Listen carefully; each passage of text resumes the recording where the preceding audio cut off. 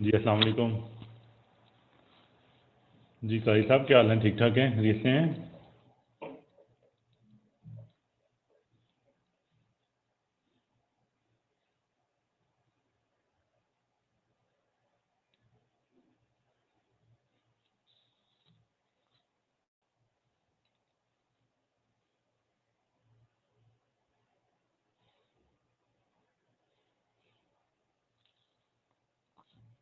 जी कारी साहब, जब तक बाकी क्लास नहीं आ जाती तो आप अपने जो दो मसाइल थे वो डिस्कस कर लें, क्योंकि आजकल क्लास हमारी थोड़ा सा मैं लेट आ रहा था तो इसलिए क्लास लेट ही आती है। 9-10 तक हम इंशाल्लाह वेट करते हैं।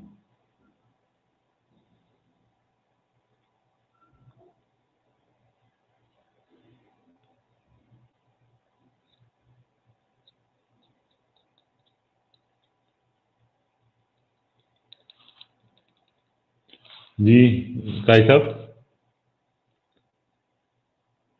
रजा, हमने हमारे कोई क्वेश्चन थे, कोई दो क्वेश्चन थे ना आपके? दो दो चीज़ें आप देखना चाह रहे थे, पूछना चाह रहे थे। आज मेरे पास अपना सेल भी नहीं है। व्हाट्सएप के ऊपर क्या बात कही थी आपने, ज़रा डिस्कस कर लें।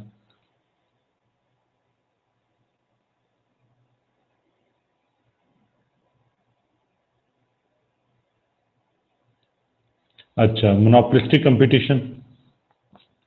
मोनोपोलिस्टिक कंपटीशन के अंदर हमारी डिस्कशन हो चुकी थी कि मोनोपोलिस्टिक कंपटीशन में है क्या चीज़ है। आपका कंपटीशन का एलिमेंट भी है और मोनोपोली का भी है।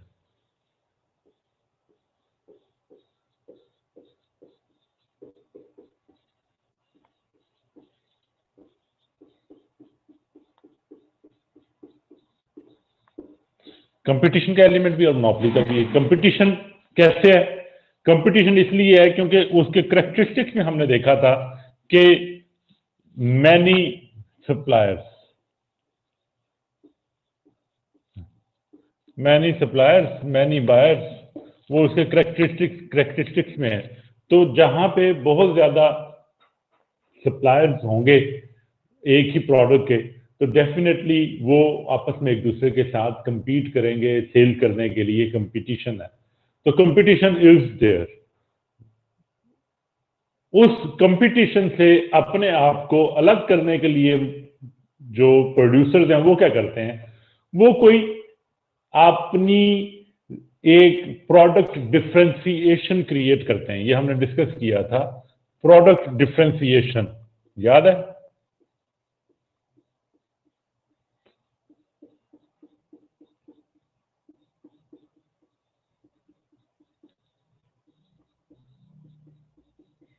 प्रोडक्ट डिफ्रेंसिएशन क्रिएट करते हैं। प्रोडक्ट डिफ्रेंसिएशन क्या है कि वो कहते हैं जी कि हमारी प्रोडक्ट, आप सोप इस्तेमाल करते हैं लेकिन हमारे जैसा सोप कोई नहीं बनाता।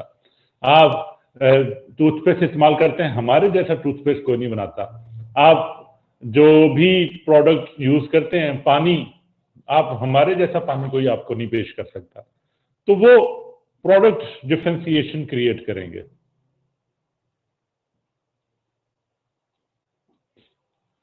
इसमें only increase in firm cost and consumer income. नहीं, मोनोपोलिस्टिक कंपटीशन में अगर आप वो रजा कहीं पे हमें बता सकें कि कौन से एरिया की डिस्कशन कर रहे हैं, क्योंकि मोनोपोलिस्टिक कंपटीशन के अंदर फर्म की कॉस्ट और कंज्यूमर जो रेवेन्यू था, क्योंकि हम हमेशा जब भी किसी मार्केट स्ट्रक्चर की बात करते हैं तो मार्केट स्ट्रक्चर के अंदर हम आपकी फर्म की cost, this is total cost, average total cost, this is average variable cost, and this is marginal cost, इसकी डिस्कशन करते हैं। यहाँ पे कोई इसमें कोई अंडरस्टैंडिंग का इशू है? कॉस्ट में हम ये बातें करते हैं, ये कॉस्ट से रिलेटेड है। जो कॉस्ट हमारी, चाहे वो मोनोपोली कोई सा भी एलिमेंट हो, फैक्टर हो, उसके अंदर कॉस्ट को फर्क नहीं पड़ता। कास्ट की जो शक्ल हैयत है, कॉस्ट के जो मामला हैं वो यही हैं, चाहे ये परफेक्ट कंपटीशन हो, चाहे आपका ये मोनोपोलिस्टिक कंपटीशन हो, मोनोपोली हो, हर एक के अंदर आपकी कॉस्ट के एलिमेंट यही रहते हैं। ओलिगोपोली हो, कॉस्ट आपकी यही रहती है। ठीक है जी। कंज्यूमर से जो हमें इनकम आती है, फर्म को जो इनकम आती है, कंज्यूमर को नहीं, जो फर्म को इनकम आती है, वो हमने मोनोपोलिस्टिक कंपटीशन के अंदर हमने ये देखा था कि मोनोपोली के अंदर क्या था। मोनोपोली के अंदर we had this is MR and this is AR, monopoly के अंदर। और मोनोपोलिस्टिक कंपटीशन के अंदर इसने सिर्फ फ्लैट हो जाना है, MR AR, MR AR. Monopolistic competition में only difference in revenue of the firm, क्योंकि यहां पे हम फर्म के इक्विलिब्रियम की बात कर रहे हैं, कंज्यूमर की बात नहीं कर रहे, फर्म को डिस्कस कर रहे हैं इस चैप्टर के अंदर, चैप्टर 5 के अंदर। तो रेवेन्यू की सिचुएशन क्या होगी, this is going to be monopoly, ये जो एलिमेंट ये मोनोपोली के अंदर था, और this is relating to monopolistic competition. Clear है काजी साहब?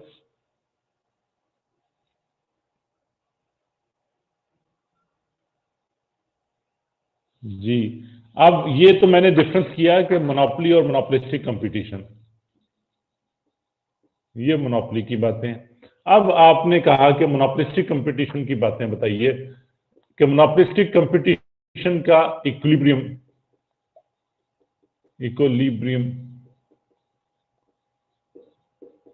इक्विलिब्रियम निकालने के लिए क्या करना पड़ेगा। इक्विलिब्रियम में क्या आता है, आपको कॉस्ट एंड रेवेन्यू को देखना पड़ेगा कि कॉस्ट एंड रेवेन्यू कहां पे हैं। तो उसके लिए we will have like this, our this is MR and this is AR. ये एमआर और एआर है, मोनोपोलिस्टिक कंपटीशन के एमआर और एआर हैं। और मोनोपोलिस्टिक कंपटीशन में इधर we can have full profit, आपके प्रॉफिट की कंडीशन चेंज हो सकती है। और लेट्स मी सी पेज, ताकि मुझे ना बनाना पड़े इसके ऊपर।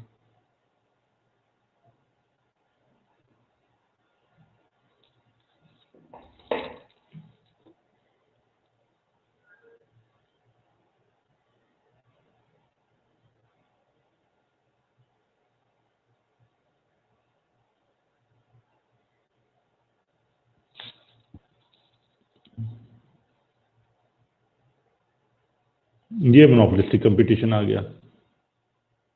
क्लियर है जी? यही है, इसकी बात कर रहे थे। अब ये जो मोनोपोलिस्टिक कंपटीशन आ गया, एमआर और एआर, जी पेज 160, ये एमआर और एआर जो आपके पास आ गए हैं, ये एमआर और एआर यू कैन ड्रॉ।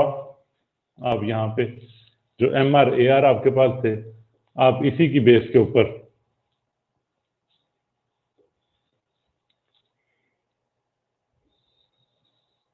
ये AC and this is your MC, ये AC और MC है आपके पास।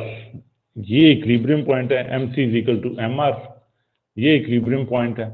ये आपका रेवेन्यू है, प्राइस है, और ये आपकी कॉस्ट है।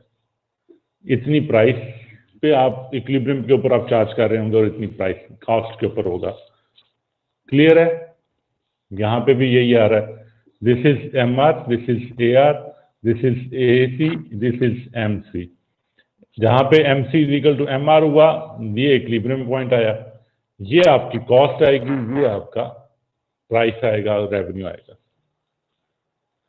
क्लियर है जी दादा?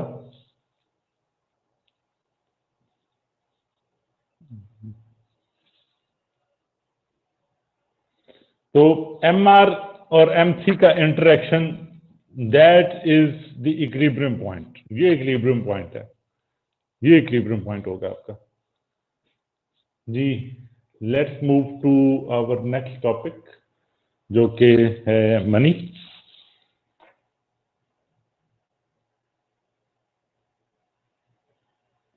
और जब भी आपने फर्म के हवाले से बात करनी है, कंज्यूमर का इसमें जिक्र नहीं करना। आप जब डिस्कशन कर रहे थे, क्वेश्चन कर रहे थे, आप कह रहे थे कंज्यूमर की इनकम और कंज्यूमर का कॉस्ट, तो कंज्यूमर की बात नहीं कर रहे। यहाँ पे हम फर्म का प्रॉफिट ढूंढने की कोशिश कर रहे हैं, maximization of profit for the firm, उसकी डिस्कशन कर रहे हैं।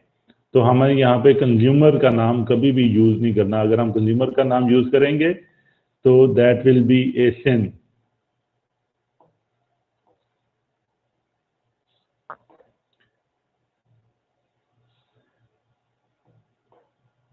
यहाँ पे हम फर्म के इक्विलिब्रियम की बातें करते हैं, इसलिए this chapter needs to be, you need to be very much careful about your understanding or about your asking the question.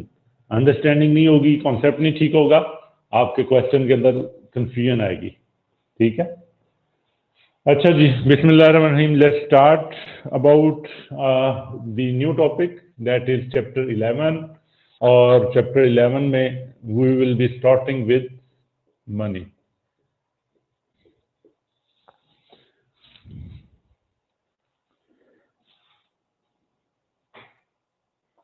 जी काई साहब, लेट्स मूव ऑन, स्टार्ट कर लें, आगे की तरफ चाहें। कोई आपका और मजीद बात तो नहीं रहेगी? नो सर, चलें, ग्रेट। अच्छा, मनी क्या है? What is money? मनी को या रकम को, जो उर्दू में हम रकम कहते हैं, उसको समझने के लिए हमें उसकी एब्सेंस को समझना पड़ेगा। क्योंकि मनी को आप वैसे नहीं समझ सकते कि व्हाट इज मनी। अगर मनी ना हो तो क्या होता, और मनी के फंक्शंस की वजह से वो जो एब्सेंस ऑफ मनी, उसके जो डिफिकल्टीज थी, उनको हमने कैसे ओवरकम किया, तो उससे हमें मनी के की अंडरस्टैंडिंग डेवलप हो सकेगी। If we can have to build that understanding, we should be able to reflect the situation with absence of money. Absence of money में क्या होता था? जब मनी नहीं थी तो पहले क्या था, क्या होता था भाई? मनी के बगैर क्या होता था? रकम के बगैर लोग आपस में लेन देन, ट्रांजैक्शंस कैसे करते थे? Exchange of goods, barter system जिसको कहते हैं, बार्टर होता था। लोग कहते थे यार अच्छा मेरे पास, जी बार्टर सिस्टम, बार्टर कर लेते थे। लोग कहते थे यार मेरे पास एक चेयर है, मुझे एक टेबल चाहिए, ऐसा करें आप 2 चेयर मुझसे ले लें, एक टेबल दे दें। यार मेरे पास आलू हैं आप, और मुझे जो है ना कुछ गंदम चाहिए, तो आप इतना करें मुझसे कुछ आलू ले लें और मुझे गंदम दे दें। तो करते क्या थे? एक्सचेंज ऑफ गुड्स, गुड्स के बदले में गुड्स, एक्सचेंज ऑफ गुड्स,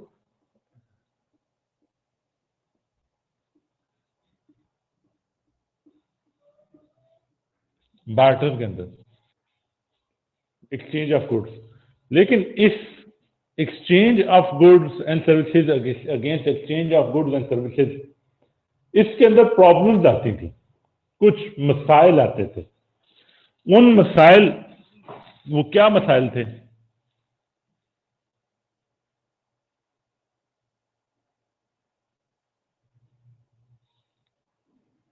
वो मसाइल ये थे,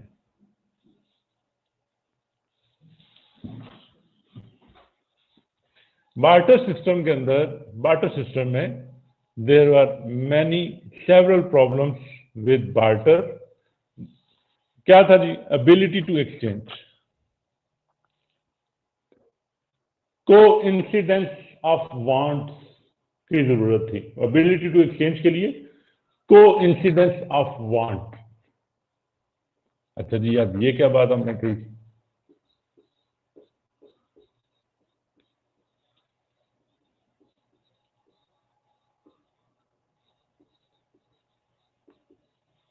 coincidence of wants. Coincidence of wants ये है कि अगर मेरे पास for example I have some wheat and I need some cotton, so मुझे दो ऐसे शख्स को ढूंढना पड़ेगा जो जिसके पास कॉटन मौजूद हो, पहली बात, उसके पास कॉटन प्रेजेंट हो, and second thing he needs some wheat, उसको वीट की जरूरत है। तो फिर तो वो मुझे कॉटन दे देगा। मैं उससे कहूँ यार अच्छा मुझे पास 1 किलो गंदम ले लो और 1 किलो मुझे कॉटन दे दो, वो कहेगा यार पहले ही मेरे पास काफी सारी गंदम मौजूद है, तो मैं आपसे गंदम मजीद क्यों लूं, मुझे तो जरूरत नहीं है, I don't need your wheat, why should I transact. वो सबसे पहले उसको प्रॉब्लम आएगी। तो जो शख्स जिसके पास गंदम नहीं होगी उसको मैं कहूंगा कि जनाब मुझसे आप 1 किलो गंदम ले लें और 1 किलो मुझे अपनी कॉटन दे दें, कपास दे दें, तो he will be very happy.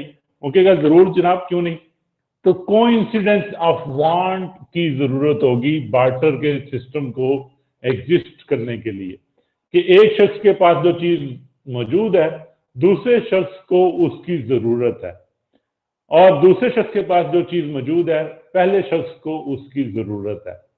अगर ये कोइंसिडेंस ऑफ वांट्स नहीं होगा, बार्टर सिस्टम काम नहीं कर सकेगा। बार्टर सिस्टम में आप एक्सचेंज ऑफ गुड्स नहीं कर सकेंगे। तो ability to exchange, finding someone who has the opposite needs to you is problematic in complex society. Rate of exchange, second thing जो हमारे लिए प्रॉब्लम आती है कि जनाब मैं उससे कह रहा हूं I will transact with 1 kg of wheat for 1 kg of cotton। वो कहेगा भाईजान आप किस दुनिया में रह रहे हैं, I am not accepting this exchange rate, I will transact 1 kg of cotton against 2 kg of wheat, that is my final offer।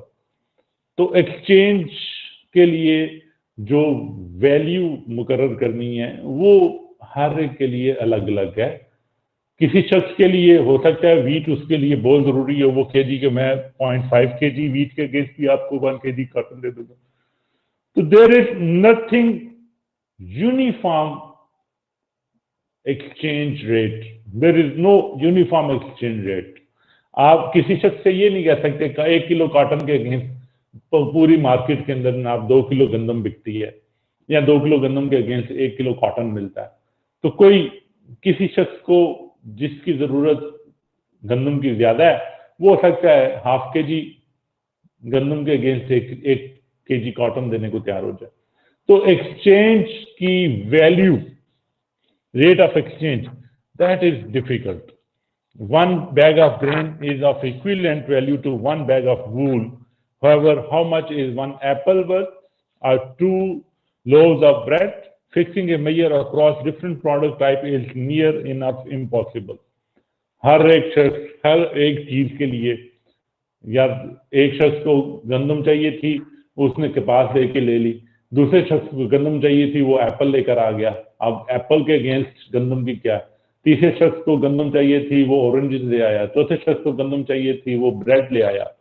तो अब हर एक के अगेंस्ट वैल्यू डिटरमिन करना, एक्सचेंज रेट डिटरमिन करना, that is cumbersome. Then storing saving, आपकी जो value है, जो भी प्रोड्यूसर होता है वो प्रोड्यूसर प्रोडक्शन करता है आज, और उस प्रोडक्शन को वो इस्तेमाल करना चाहता है या उससे जो मेहनत करता है उसकी कमाई को वो ओवर द पीरियड खाना चाहता है। ऐसे ही है ना, जो किसान है वो बेचारा अपनी मेहनत करता है, मेहनत करके 6 महीने बाद एक फसल उगाता है, तो उस 6 महीने के बाद जो फसल उगाता है उससे उसी दिन ही तो इस्तेमाल नहीं करना चाहेगा ना सारी सारी अपनी फसल को। वो फसल को अगले 6 महीने अगले साल के लिए उसके अंदर से इतनी इनकम रखना चाहेगा कि वो उसका अगला साल आसानी के साथ गुजर सके। ऐसा ही है कि नहीं है? हम जो मैनेज करते हैं, जो मेहनत करते हैं, हम आज के दिन मेहनत की, आज के दिन किसी ने खाना खिला दिया, तो ये तो हम तो इसलिए मेहनत नहीं करते कि आज के दिन का ही खाना मिले हमें। हम तो इसलिए भी मेहनत करते हैं कि यार हम मेहनत करते हैं, चलो तो फ्यूचर की नीड्स को भी हम सेव कर लें, कोई सेविंग्स रख लें, कोई अपने अपने वेल्थ हम इंक्रीज करें, वेल्थ को बढ़ाने की कोशिश करें। तो अगर आप गुड्स के अंदर ही अपनी वेल्थ को रखेंगे, आपकी wealth can only be stored in goods, कि आपकी जनाब कितने आपके पास गंदम है, कितनी आपके पास चेयर्स हैं, सोफे हैं, कितने आपके पास जो कोई एप्पल्स हैं, तो आपकी वेल्थ सारी की सारी स्टोर हो रही है in the form of goods, क्योंकि बार्टर सिस्टम के अंदर है। तो गुड्स के अंदर जब आप वेल्थ को स्टोर करते हैं, तो हमने तो ये भी देखा है कि जो आपकी पेरिशेबल गुड्स हैं उनके लिए तो प्रॉब्लम हो जाएगी। आपने प्रोडक्शन की, आपने इतनी मेहनत की, आलू उगाए, थोड़े दिनों के बाद आलू पता है कि रोटन हो जाएंगे, खराब हो जाएंगे। गंदम उगाई, गंदम थोड़े दिनों के बाद पता है कि खराब हो जाएगी। आपने और खाने की चीज पे उगाई, आपको पता है कि खराब हो जाएगी। तो you will not be able to save your effort for future. If a baker uses bread as medium of exchange, how will he store value? The bread he bakes will have no value if it is stale. Also, should a carpenter wish to save, he would need a lot of space to store his tables, which would be used in exchange. Then, barter की एक और problem, divisibility. मेरे पास एक गाय है और मैं एक मुर्गी खरीदना चाहता हूँ, तो मैं अब ये नहीं कह सकता कि यार गाय की एक टांग ले लो और मुझे एक मुर्गी दे दो। डिविजिबिलिटी का फैक्टर भी आएगा। मेरे पास कोई टेबल है, बड़ा सा टेबल है, और मैं एक ब्रेड खरीदना चाहता हूं, तो वो मैं ब्रेड का खरीदने के लिए टेबल की कोई एक कोना बेचने को या डिवाइड करके उसको देने के लिए शायद मेरे पास ऑप्शन नहीं होगा। तो divisibility will be a problem in barter system. Barter system के अंदर ये हमें प्रॉब्लम्स आई। Ability to exchange, coincidence of wants की बात आई, रेट ऑफ एक्सचेंज की बात आई, स्टोरिंग सेविंग्स की बात आई, डिविजिबिलिटी की बात आई। तो बार्टर सिस्टम के अंदर ये हमारे प्रॉब्लम्स थे जिनको हमें मनी ने सॉल्व करके दिया। मनी क्या है? फिर ये इन सब बातों से हमें समझ आई मनी क्या है। मनी कहते हैं जी कि money is nothing. Money is nothing, रकम कोई चीज नहीं है। Money is what money does.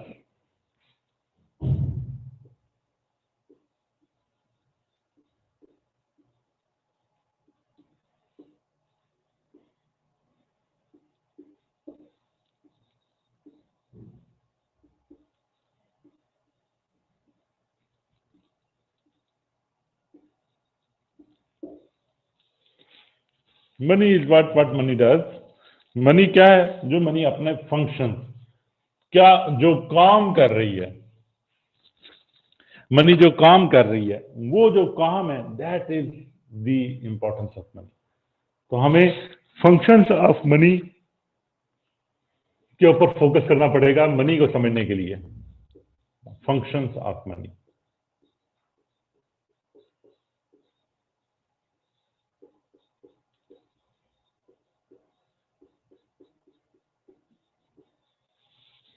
Functions of money क्या है?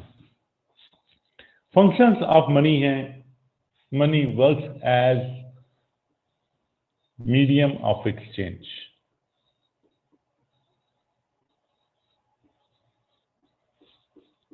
अब आजकल आप कहते हैं कि मुझे 1 किलो गंदम चाहिए, तो कोई बात नहीं, आप मार्केट में जाइए, अपने पैसे गंदम की कीमत पे करें, you will be able to buy the 1 kg of wheat.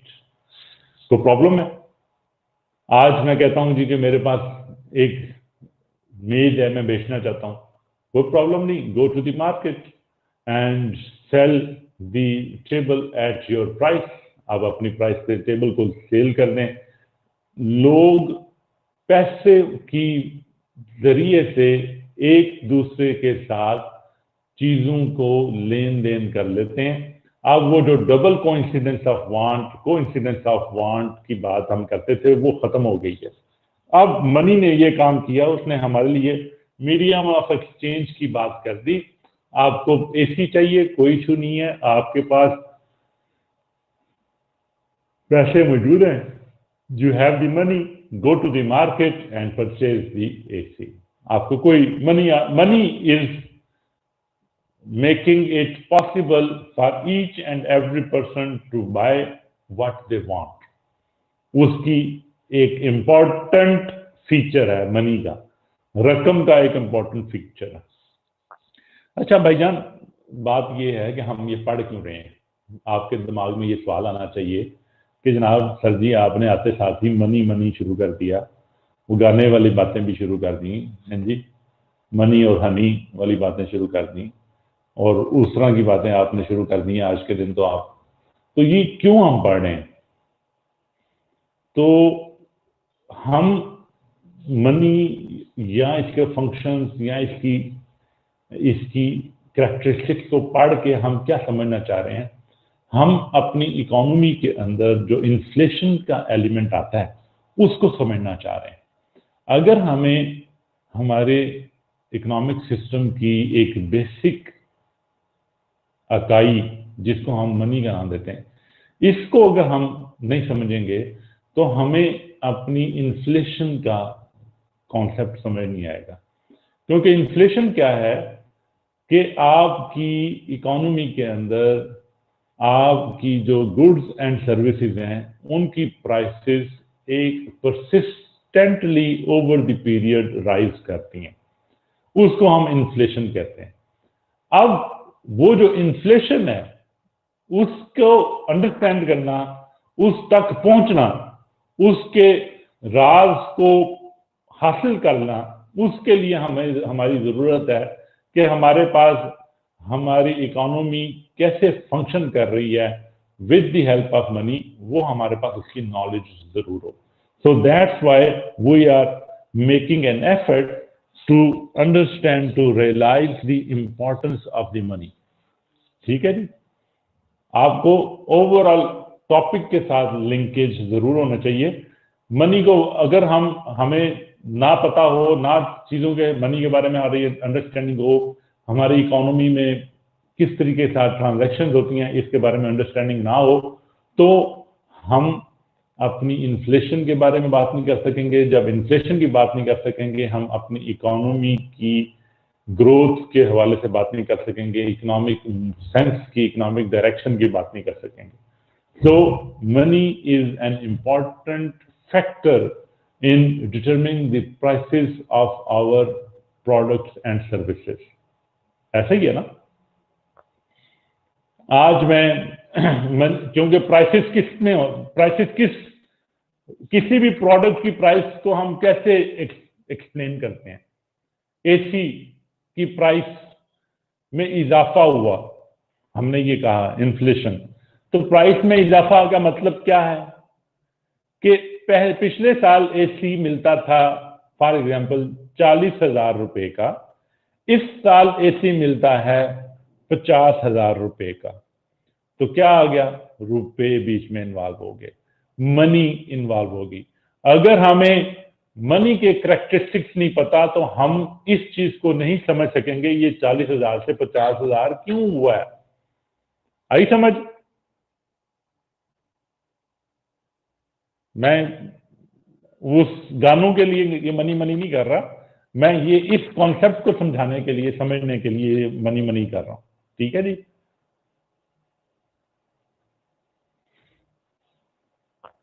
अच्छा जी, उसके लिए फिर हमें फंक्शन ऑफ मनी समझने। फंक्शन ऑफ मनी क्या है जी?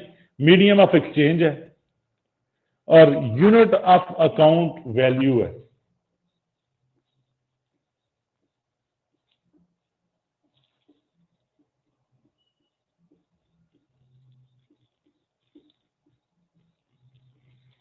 अब वो वैल्यू आपस में जो हमने डिसाइड करनी है, आपस में जो हम वैल्यू की बातें करते हैं, वो यूनिट।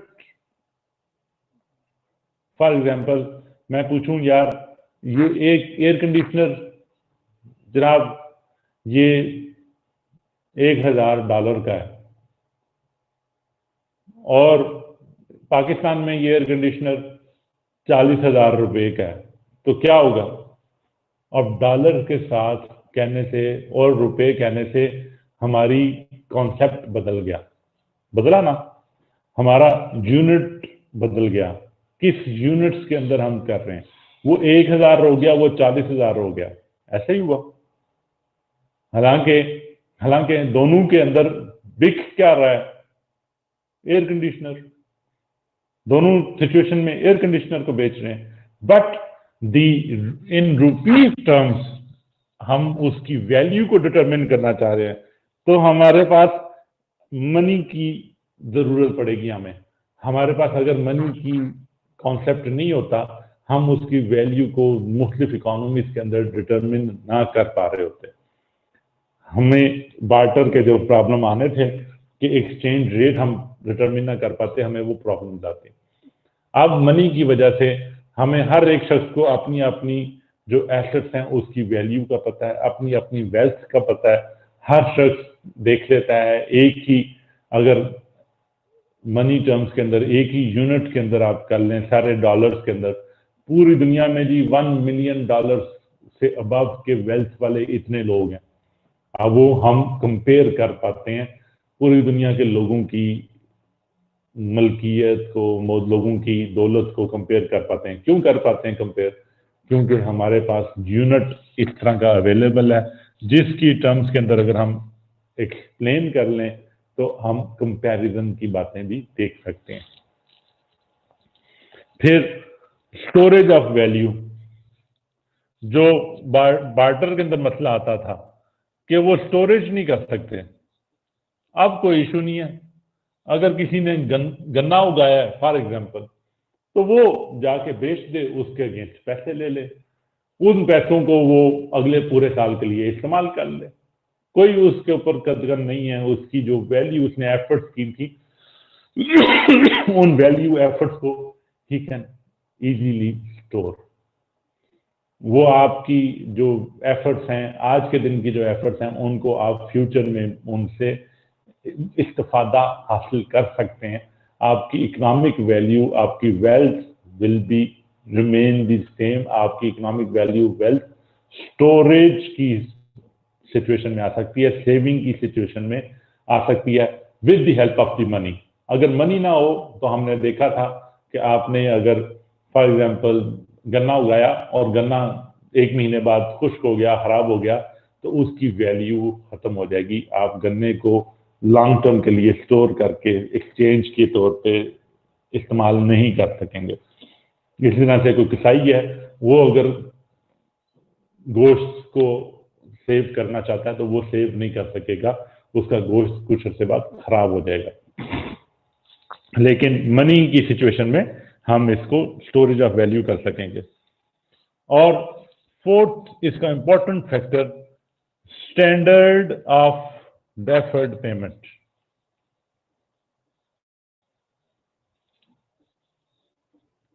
डेफर्ड पेमेंट क्या है?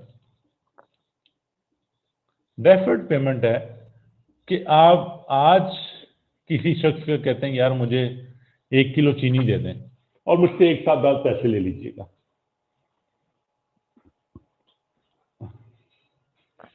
बार्टर सिस्टम के अंदर क्या होता?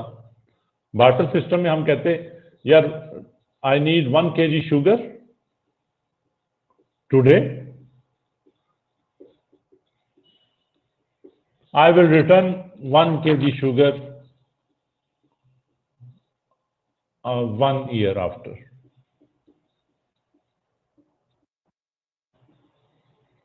कि मैंने आपसे 1 kg शुगर ली थी और 1 केजी शुगर ही आपको वापस कर दी, तो वो शख्स कहेगा यार पिछले साल जब आपने 1 केजी शुगर मुझसे ली थी उसके अगेंस्ट उस वक्त शॉर्टेज थी, लोगों के पास शुगर मौजूद नहीं थी, और उस जमाने में ये जो शुगर थी इसके अगेंस्ट मुझे 2 किलो गंदम मिल जाती थी। आज जब आप मुझे ये शुगर वापस करने आए हो, आज को आधा किलो गंदम इस शुगर के अगेंस्ट मिलती है, क्योंकि शुगर वाफर मिकदार में लोगों के पास अवेलेबल है। लेकिन आप कहेंगे यार मैंने तुमसे 1 किलो शुगर ली थी, बहुत शुक्रिया, I am returning you 1 KG of sugar, अल्लाह अल्लाह ते खैरी सल्लाह। तो वो प्रॉब्लम आती थी बार्टर सिस्टम के अंदर जब आप exchange of goods with goods करते थे। But in current scenario you will transfer it in another term. आप कहेंगे कि 1 KG of sugar today you need 1 kg of sugar, that's cost rupees 100. So आप मुझसे 100 रुपया ले लीजिए और साल के बाद मुझे आप 100 रुपया वापस कर दें, रुपीज 100, इररिस्पेक्टिव कि शुगर की कीमत साल के बाद 50 रुपये हो गई या साल के बाद 150 रुपया हो गई, हम उसकी बात ही नहीं करते। हम आसानी कर लेते हैं, अपने एक स्टैंडर्ड बना लेते हैं डेफर्ड पेमेंट का, और उस स्टैंडर्ड के ऊपर हम एक दूसरे के साथ एक्सचेंज कर लेते हैं। नेक्स्ट ईयर हो सकता है कि ये शुगर की कीमत ₹50 हो चुकी हो। हम इस बात में, इस बहस में नहीं पड़ते, हम आपस में लेन देन एक मनी की टर्म्स के अंदर स्टैंडर्ड में कर लेते हैं, तो इसके ऊपर हम आपस में कर लेंगे। इस मामले को कि मार्केट में वैल्यू क्या ऊपर चलेगी नीचे चलेगी, उस बात को हम छोड़ देते हैं। So we will be at ease with each other with deferred payment, हमारे लिए प्रॉब्लम्स नहीं आएंगी। ठीक है जी, इसमें मुश्किल तो नहीं हुई। Act as medium of exchange, allowing economic agents to exchange goods without the need to barter. To act as unit of account, allowing people to compare the relative price of goods and services through a common denomination. Act as store of value, allowing people to forego immediate consumption if they have a surplus of resources and to retrieve it at a later date in order to consume. जिस तरह हमने कहा गन्ना आज बेच दें, next year जब आपको जरूरत पड़े परचेस कर लें, आप अपनी वैल्यू को स्टोर कर सकते हैं। To act as standard of deferred payment, allowing people to consume goods and services in current time period while continues to pay in future period में आप उसको पे कर दें। जैसे हमने यहाँ पे कहा आज आपको शुगर चाहिए, आज ले लीजिए, ₹100 हम आपस में तय कर लेते हैं, इसकी कीमत है ₹100, आप साल के बाद आप हमें दे दें, कोई इशू नहीं है। अब इन्फ्लेशन भाईजान आ गए, इन्फ्लेशन भाईजान आए, उन्होंने हमारी जो सारी की सारी हमने मनी की करेक्टरिस्टिक्स पढ़े थे ना, तो मनी की करेक्टरिस्टिक्स की ऐसी की तैसी फेर देते हैं, मनी के फंक्शन को डिस्टॉर्ट कर देते हैं। इन्फ्लेशन मनी के फंक्शन को डिस्टॉर्ट कैसे करेगा?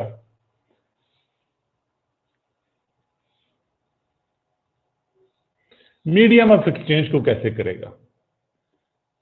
मीडियम ऑफ एक्सचेंज की वैल्यू, अब पहले हमने कहा था मीडियम ऑफ एक्सचेंज रख लेते हैं, कोई मसला नहीं है। हमने कहा कि जनाब 1 केजी शुगर ₹50 पर केजी, ये हमने कहा this is medium of exchange ₹50। अगले साल इन्फ्लेशन की वजह से क्या हुआ कि आपकी जो वैल्यू थी ₹100 पर केजी होगी।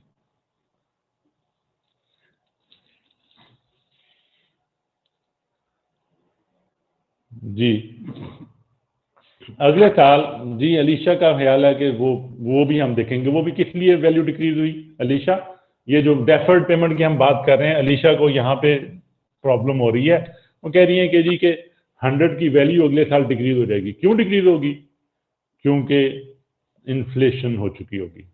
अगर इन्फ्लेशन ना होती, आप सेम वैल्यू पे रहते हैं तो 100 रुपया आज और 100 रुपया साल के बाद आपका इम्पैक्ट सेम रहता, लेकिन इन्फ्लेशन डेफर्ड पेमेंट के ऊपर भी असरअंदाज होगी।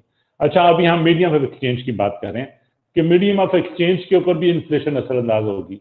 अब लोगों को जब प्राइसेस के अंदर वेरिएशन आ रही होती है तो लोगों की जो एक दूसरे के साथ एक्सचेंज की वैल्यू है वो भी फर्क होती है। इसी पीरियड के अंदर हो सकता है शुगर तो 100 रुपए पर केजी तक चली गई, लेकिन पेट्रोल इनिशियली अगर 100 रुपीज पर केजी था तो ये 110 रुपए पर केजी पे चला गया। तो इन्फ्लेशन प्राइसेस को डिस्टॉर्ट करती है, इन्फ्लेशन आपकी एक्सचेंज वैल्यूज को डिस्टॉर्ट करती है। अगर आप पहले 2 केजी शुगर के अगेंस्ट 1 केजी पेट्रोल ले सकते थे, अब आप कम शुगर के अगेंस्ट 1 केजी पेट्रोल ले सकते हैं। क्यों? हालांकि कोई क्वांटिटी के ऊपर फर्क नहीं पड़ा, आपकी 1 केजी और 1 लीटर क्वांटिटी के ऊपर फर्क नहीं पड़ा, बट आपकी exchange rate due to inflation वो फर्क पड़ गया, एक्सचेंज रेट का फर्क पड़ गया। इस वजह से आपको नजर आ रहा है कि अच्छा यार हो सकता है 1 लीटर फॉर एग्जांपल ये 100 ही रहा, 1 लीटर और 1 केजी आपस में यहाँ पे बराबर हो गए, दोनों के एक्सचेंज रेट को आपने खराब कर दिया। किसने खराब किया? इन्फ्लेशन के इफेक्ट में। ये इसके ऊपर इन्फ्लेशन का इफेक्ट नहीं आया, ये 100 का 100 ही रहा, लेकिन इसके इन्फ्लेशन के इफेक्ट ने एक्सचेंज को पहले 1 litre 2 KG was equal to 1 litre, now 1 KG is equal to 1 litre इस इन्फ्लेशन में। हालांकि ये कोई उसकी लॉजिक नहीं, सिर्फ क्या हुआ, आपकी इन्फ्लेशन ने उसको खराब किया। फिर यूनिट ऑफ अकाउंट के ऊपर भी प्रॉब्लम आता है, relative prices between goods and making comparison difficult। Comparison जो यूनिट ऑफ अकाउंट हमने कहा था कि कंपैरिजन, वही कंपैरिजन यहाँ पे भी डिफिकल्ट हो रहा है। आप ये 2 केजी 1 लीटर 1 केजी 1 लीटर, यार ये क्या तरीका वारदात चल रहा है भाई, ये किस तरफ जा रहे हैं हमारी दुनिया, हमें समझ ही नहीं आएगी। तो इन्फ्लेशन हमारे यूनिट ऑफ एक्सचेंज की वैल्यू को भी, यूनिट ऑफ अकाउंट की वैल्यू को भी खराब करता है। स्टोर ऑफ वैल्यू, ये जो बड़ा प्रॉब्लम था, जो अभी हमें डेफर्ड पेमेंट के अंदर भी और स्टोर ऑफ वैल्यू के अंदर भी हमें नजर आया कि आज के दिन for example store of value क्या था कि आज के दिन हमने कहा कि यार मेरे पास I have 1 KG of sugar, 1 KG गन्ना समझ, शुगर केन समझ लेते हैं। आई डोंट नीड दिस, मेरे पास 1 केजी एक्स्ट्रा शुगर केन है, मुझे अभी जरूरत नहीं है। मैं इसको क्या करता हूं, हमने इसको कहा था कि आप इतना कीजिए, अगर आपको जरूरत नहीं है आप स्टोर कर लें, ₹100 आप में आप इसको बेच दीजिए। तो यार लेकिन ठीक है, लेकिन मुझे अगले साल 1 केजी शुगर केन चाहिए, नेक्स्ट ईयर मुझे कंज्यूम करना है, मैं अब क्या करूंगा? हमने उनको कहा था कोई इशू नहीं है, आपके पास जब मनी मौजूद होगी you can easily buy it from the market, आपको जरूरत होगी मार्केट से परचेज कर लें। लेकिन अब क्या हुआ कि अब तो आपने पिछले साल लिया था 100 रुपया, अब आप मार्केट जाते हैं ₹100 लेके, तो अब वो कहते हैं नहीं सर, अब आपको 1 केजी नहीं मिल सकेगा, 0.5 केजी आपको मिलेगा। क्यों भाई, क्यों? उन्होंने कहा जी कि मार्केट में इन्फ्लेशन आ गई हुई है, अब 1 KG sugarcane is of ₹200, 1 KG sugarcane is of ₹200। तो आपके पास जो 100 रुपीज थे, जो आपने 1 केजी शुगर केन बेच के कमाए थे, उसके अगेंस्ट अब आपको सिर्फ 0.5 केजी शुगर केन मिल सकेगा। क्यों? क्योंकि इन्फ्लेशन ने आपकी वैल्यू को हाफ कर दिया, value of money is decreased, value of money is lowered, purchasing power कम हो गई है। परचेजिंग पावर कम होती है कि नहीं होती? इन्फ्लेशन क्या करती है? परचेजिंग पावर के ऊपर असर करती है।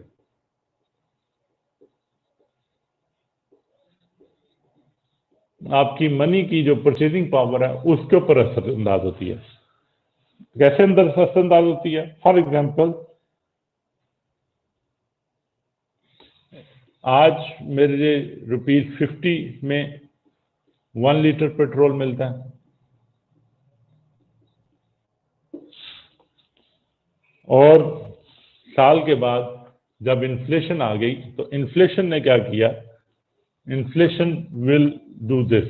इन्फ्लेशन में आपका पेट्रोल की कीमत बढ़ गई ₹100 पर litre.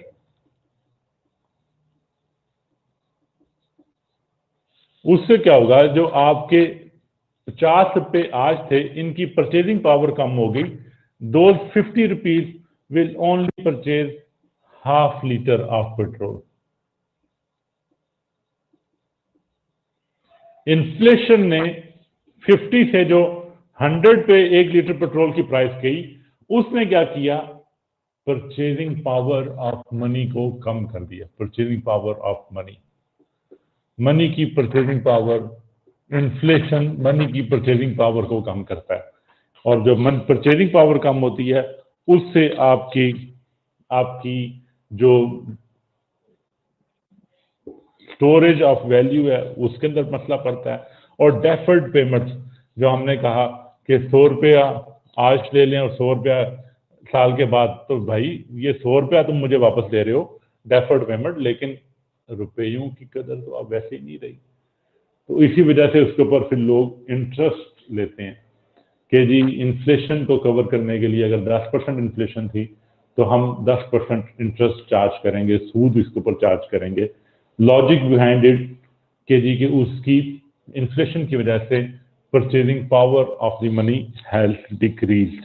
That is the logic behind the charging of interest. Money के अंदर एक और चीज भी होती है,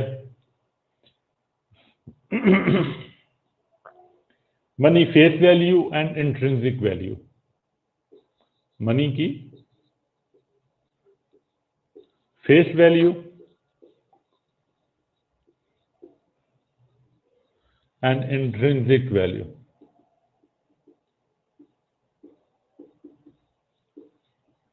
फेस वैल्यू क्या है? फेस वैल्यू जो उसके चेहरे के ऊपर लिखा हुआ, printed on face of it.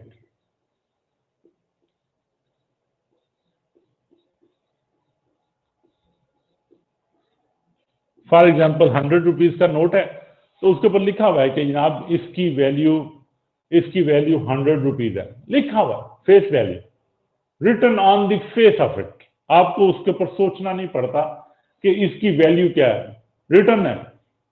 ₹5000 का नोट है, लिखा हुआ है ऊपर, उसकी वैल्यू लिखी हुई है on the face of it. सिक्का ₹5 का सिक्का है, उसके ऊपर लिखा हुआ है ये ₹5 का सिक्का। That is called face value written on it.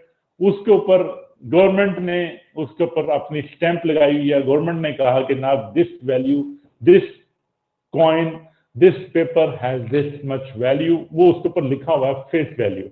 Intrinsic value क्या है? इंट्रिंसिक वैल्यू है value of money as metal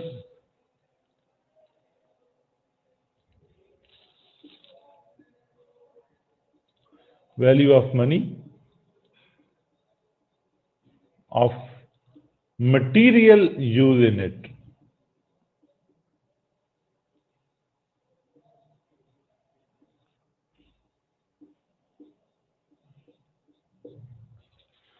material जो यूज किया, फॉर एग्जांपल सोने के कॉइन्स पहले चलते थे। सोने के कॉइन्स क्या होते थे? सोने के कॉइन्स का हमें पता था कि जनाब इसकी फेस वैल्यू जो भी है, लेकिन इसके अंदर 1 किलो या जितना भी सोना एक स्टैंडर्ड अशरफी के अंदर होता है वो यूज किया गया हुआ है। तो उस मटेरियल की वजह से उस एक्सचेंज की वैल्यू बनती थी, उस मनी की वैल्यू बनती थी। वो मटेरियल इंट्रिंसिक वैल्यू कहलाता था। फॉर एग्जाम्पल पाकिस्तान में भी एक पिछले दिनों एक इशू आया था, ₹2 का कॉपर का सिक्का इशू किया गवर्नमेंट ने। ₹2 का कॉपर का सिक्का, लोगों ने क्या किया, उसके अंदर जितना कॉपर यूज किया गया था ना, उसकी कॉपर की मार्केट वैल्यू इंक्रीज हो गई। और अगर उस कॉपर को आप पिघला लेते थे तो उसकी प्राइस, उसकी वैल्यू 2 रुपए से ज्यादा बन जाती थी, उसके अंदर जो कॉपर मौजूद था। तो बहुत सारे लोगों ने ये किया कि वो सिक्के को उन्होंने पिघला लिया और उसमें से जो कॉपर थी उसको इस्तेमाल कर लिया, क्योंकि जो उसकी फेस वैल्यू थी वो कम हो गई थी और जो उसकी इंट्रिंसिक वैल्यू थी, उसकी जो मटेरियल की वैल्यू थी वो ज्यादा हो गई थी। और उस मटेरियल की वैल्यू को उन्होंने यूज करना शुरू कर दिया और मटेरियल को उन्होंने पिघला कर यूज करना शुरू कर दिया। तो intrinsic value is the value as we the material use in it. ठीक है जी। Then we have the concept of commodity money, commodity backed money and fiat money.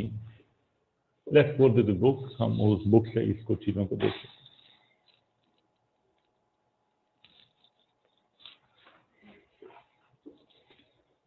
Kinds of money, commodity money. Commodity money क्या है? Commodity money हम कह रहे हैं जिस तरह से गोल्ड था, intrinsic value, also known as intrinsic value. जिस तरह से gold, common is gold, as this is said to hold value aside from its monetary property as it's used in jewelry and other goods. Then we have commodity backed money.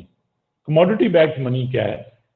कि government note issue करती है और note के ऊपर देखा है आपने कभी लिखा होता है, हमले हाजा को मुतालबा पर अदा किया जाएगा। तो वो गोल्ड सब लोगों को या मार्केट में ओपनली लेके घूमना खतरे वाली बात हो जाती है। तो उसके अगेंस्ट गोल्ड का रिजर्व गवर्नमेंट रख लेती है और गवर्नमेंट कहती है कि इस रिजर्व के अगेंस्ट हम मनी या करेंसी इशू कर देते हैं। उस करेंसी के पीछे सपोर्ट में वो reserve of material, precious material मौजूद होता है। अगर किसी शख्स ने कहे कि जी कि मुझसे आप ये करेंसी नोट ले लें और इसके अगेंस्ट मुझे मटेरियल दे दें, तो वो कमोडिटी बैक्ड मनी के अंदर ये चीज पॉसिबल है कि गवर्नमेंट उसकी करेंसी नोट्स ले ले और इकोनॉमी के अंदर मटेरियल दे दे जिसकी इंट्रिंसिक वैल्यू होगी। अब गवर्नमेंट के करेंसी नोट की इंट्रिंसिक वैल्यू नहीं होती, उसका अंदर जो पेपर लगा होता है वो 5,000 रुपए के अंदर जो पेपर लगा है वो 5,000 रुपए का नहीं है, उसकी तरफ फेस वैल्यू है, जिसकी वजह से, और फेस वैल्यू क्यों है? क्योंकि उसके ऊपर गवर्नमेंट ने अपनी गारंटी दी हुई है कि इस नोट के अगेंस्ट मैं 5,000 रुपए का सोना आपको दूंगी, अगर वो कमोडिटी बैक्ड मनी है तो। Then fiat money. Fiat money क्या है? जहां पे कोई इंट्रिंसिक वैल्यू नहीं है, नो इंट्रिंसिक वैल्यू, सोली सिर्फ और सिर्फ गवर्नमेंट ने कह दिया 5,000 रुपया, उसके पीछे कोई गोल्ड का रिजर्व नहीं है, सिर्फ इसलिए लोग एक दूसरे के साथ वो 5,000 रुपए को एक्सेप्ट कर रहे हैं क्योंकि गवर्नमेंट ने अपनी अथॉरिटी से उसको इशू किया और गवर्नमेंट वो कहती है कि मेरी डिग्री है, मैं इसको इंडोर्स करती हूं, ये रुपए 5,000 रुपए के नोट के तौर पे इस्तेमाल किए जाएं। ठीक है जी। Then we have characteristics of money कि जनाब ड्यूरेबिलिटी होनी चाहिए। ड्यूरेबिलिटी क्या? कि नोट अगर खराब हो जाए, फटाफट एक हाथ से दूसरे हाथ में जाएं, खराब हो जाएं, फट जाएं, तो क्या होगा? ज्यादा अरसे तक नोट, करेंसी सर्कुलेशन में नहीं रहेगी और इस वजह से ड्यूरेबिलिटी का एक इंपॉर्टेंट फैक्टर होता है। देन हमारा डिविजिबिलिटी, ये नहीं होना चाहिए कि 5,000 रुपए के ही नोट सिर्फ हों, 5,000 की बजाय आप 500 के नोट भी हों, 1,000 के भी हों, 100 के भी हों, 10 के नोट भी हों, 5 रुपए का सिक्का भी हो, 2 रुपए का सिक्का भी हो, 1 रुपए का सिक्का भी, डिविजिबिलिटी हो ताकि लोग आपस में जब एक्सचेंज करें तो वैल्यू को वो डिविजिबल वैल्यू के अंदर, डिविजिबल नंबर्स के अंदर, मैक्सिमम मिनिमम कैपेसिटी के अंदर वो आपस में एक्सचेंज कर सकते हो। ट्रांसपोर्टेबिलिटी, आपकी जो मनी है उसको बहुत इकोनॉमी के अंदर दूर दूर जगहों पे इस्तेमाल होना है। जैसे पाकिस्तान में भी currency note state bank of Pakistan issue करता है, लेकिन ये फाटा के अंदर भी बहुत सी जगहों पे इस्तेमाल हो रहा होगा और भी बहुत सी जगहों के अंदर इस्तेमाल हो रहा है। और एक जगह से दूसरी जगह लेके जाना इसकी मुश्किल नहीं है। अगर आप नोट 5-5 किलो का एक नोट बना दें 100 रुपए का, तो क्या होगा, लोगों के लिए उसको एक जगह से दूसरी जगह लेके जाना मुश्किल हो जाएगा। तो ट्रांसपोर्टेबिलिटी होना मनी के अंदर जरूरी है। नॉन काउंटरफिट एबिलिटी, कि आपके जो नोट हैं उसको जाली नोट बनाने की सलाहियत ना हो, लोग उसकी नकल ना बना सकते हो, ये भी आपने बनानी है, करना है, इंश्योर करना है। Let's conclude here, let's meet tomorrow, और इंशाल्लाह फिर आगे से चलते हैं। इंपॉर्टेंट टॉपिक्स हैं भाई जी, आप लोग जरूर अटेंड करें इस चैप्टर को सारे को। जी अल्लाह हाफिज।